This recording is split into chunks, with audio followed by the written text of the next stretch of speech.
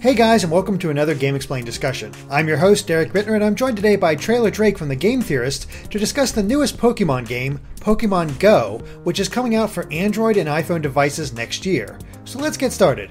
So there was a kind of a surprise announcement last night, at least for Americans, where the Pokemon Company had this big presentation where they showed off a brand new Pokemon game coming to mobile devices, and it's going to be an augmented reality game, and it seems to have people hyped. At least that trailer made things look very interesting. But what are your general reactions to this announcement, Drake?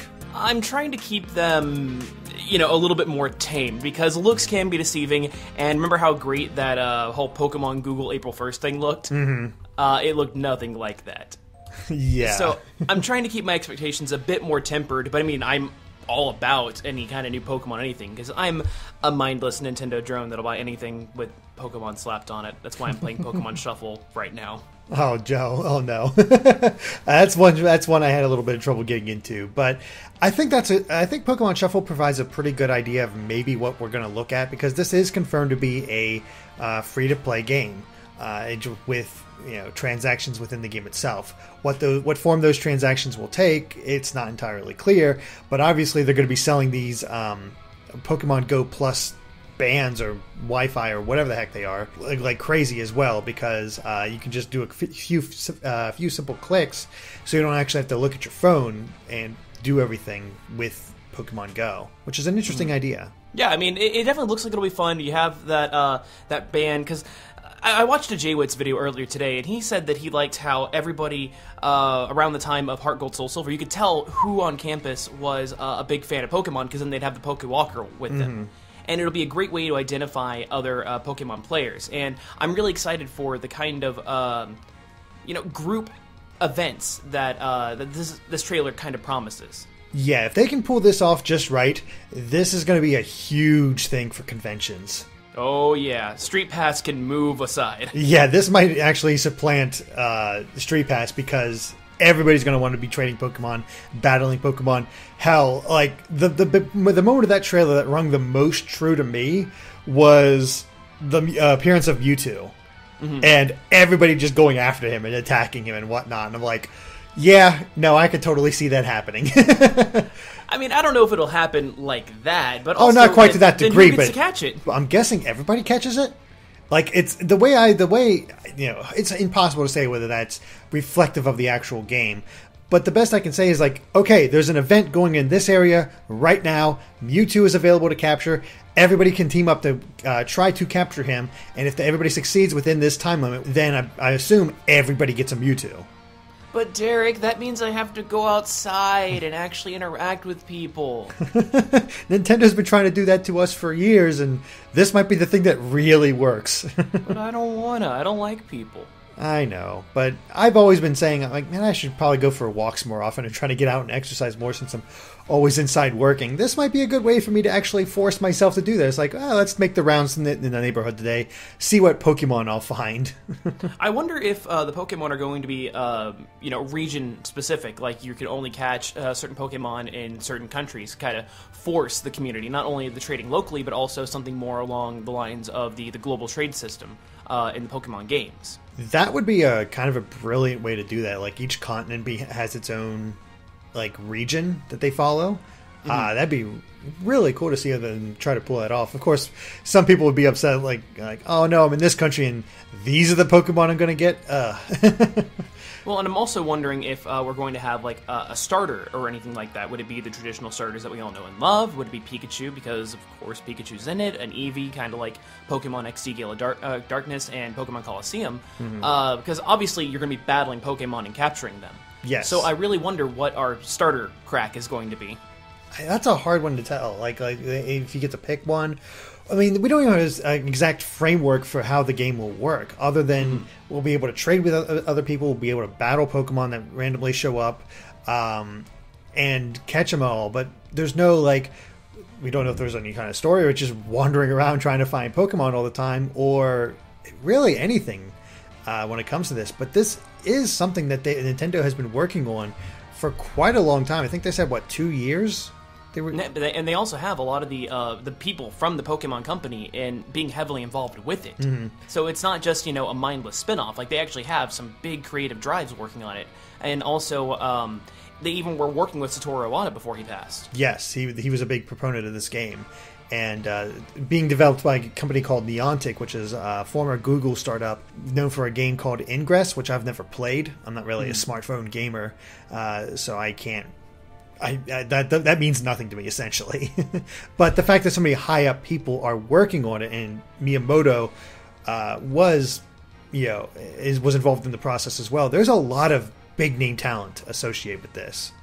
And it's going to be a lot of hype because, you know, with all these big name talent coming in, we could really get something great, or we could really get our expectations way too high, and the finished product could never really live up to anything that we could set for it. Yeah. I mean, it's already a strange statement when Miyamoto himself said the Pokemon Go Plus kind of reminds him of Pokemon Snap. And I'm like, how? That's what I'm trying to figure out, is how is that like Snap? I liked Snap. So oh, I did too. I want to Snap too. If this is a gateway into a Pokemon Snap 2 with AR elements, and then you can share those via Facebook and Twitter and Instagram. Ooh, that would be cool. That would be pretty cool. Well, I guess, speaking of which, phone games, you know, Nintendo announced they had, 5 phone games coming out within the next year or something like that.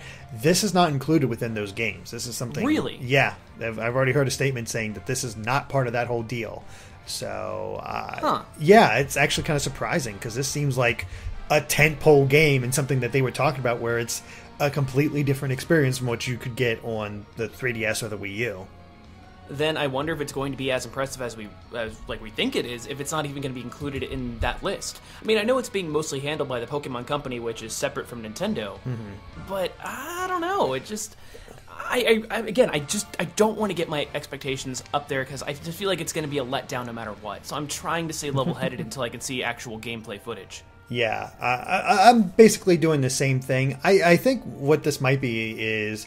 This was Pokemon Company doing it before this whole deal went down with DNA, and gave them a little bit of, headway into it, or a look at it, because, I don't know, it's interesting.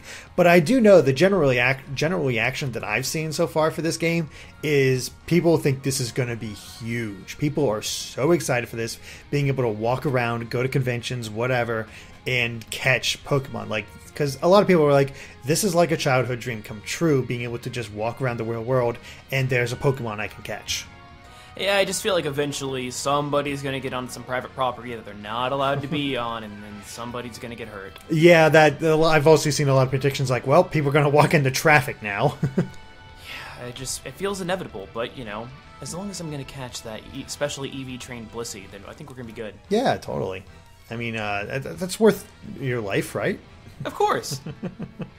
Maybe I'll get into a coma and reenact the Pokemon anime, like that popular Ash theory. Oh, yeah. Then that'll really be a dream come true. Oh, it's always comas. Jeez.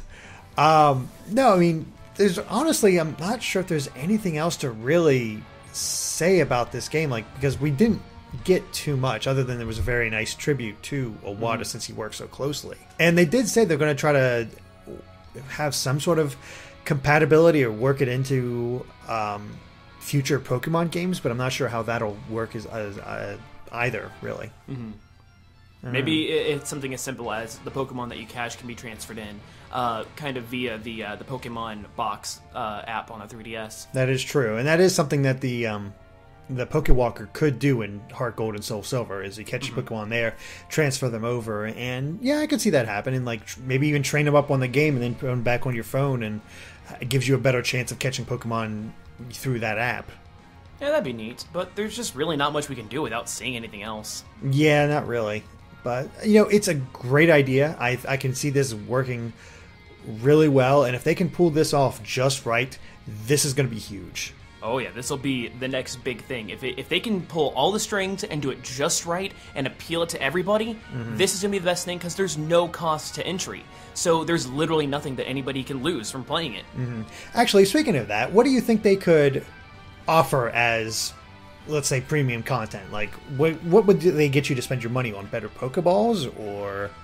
Well, in Pokemon Shuffle, you can pay to get like Great Balls to have a better chance of catching Pokemon, but also something as simple as paying $5 to do an in-person event, like Mewtwo appears, and like every one of those people in that crowd paid $5 to get a chance to catch that thing.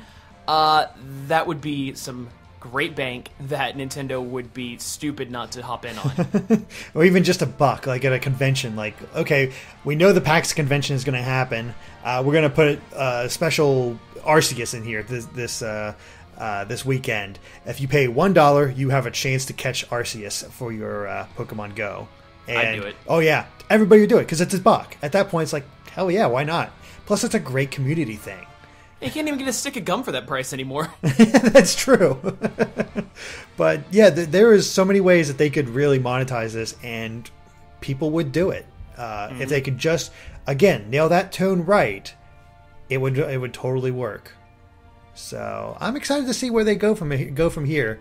It certainly looks interesting, and it'd be really cool if they like themed like where you catch the Pokemon to their backstories or personalities. Like if you walk by a sewer grate and there's muck, you can catch muck. Oh, and you go up to a volcano at Kilimanjaro and catch a Charizard. Yes, exactly. Fire Pokemon would be pretty bad unless you have children lighting fire to houses. If I start this fire, Vulpix will show up. Yay! Yay! Totally worth it. Oh boy, but yeah, I maybe not fully involved like that, but again, close to that sort of thing. And I think as long as I don't need to go to a sewage treatment plant in order to catch poison types, I think I'll be good. We just got to go to the zoo, and that'll take care of all of our problems. Yeah, that'd be great. But anyway, any final thoughts on Pokemon Go? I want it to be good. I want it to be good so bad, but I wouldn't be surprised if it isn't good. Yeah, I mean, that's true for most games, but... Yeah, I'm pretty much the same way. I think this has a ton of potential, and if they can pull this off just right, this is going to be huge. Absolutely. And so many people are going to play this game. Doesn't matter if you're a kid, an adult, whatever. It might even get people who aren't really into Pokemon to try it out, because look at Street Pass. Exactly. So it's just one of those social things that might just connect people. So I'm very interested to see where this goes, and it's launching next year, so we don't really have that long to wait. So that's exciting. I want to start catching right now. Oh yeah, it's so much fun, especially conventions. That's the big thing. Oh yeah, that's what I'm excited about. But anyway, all right, guys, I think that covers it for our Pokemon Go discussion. So thank you for watching, and if you like this video, be sure to like us on Facebook and Twitter at GameXplain. And Drake, where can they find you at? You can find me anywhere at Trailer Drake, but if you want to go over to my YouTube channel, I actually just did a video on Pokemon Conquest, the best Pokemon game that nobody ever played. Oh, I played that one. I love that one. It was a great game. Oh, yeah. It's really great one. I'd love to see them continue with that series. Just good strategy game. But oh, yeah. Anyway, of course, stay tuned to GameXplain for more on Pokemon and other things gaming, too. Until next time, guys. Bye.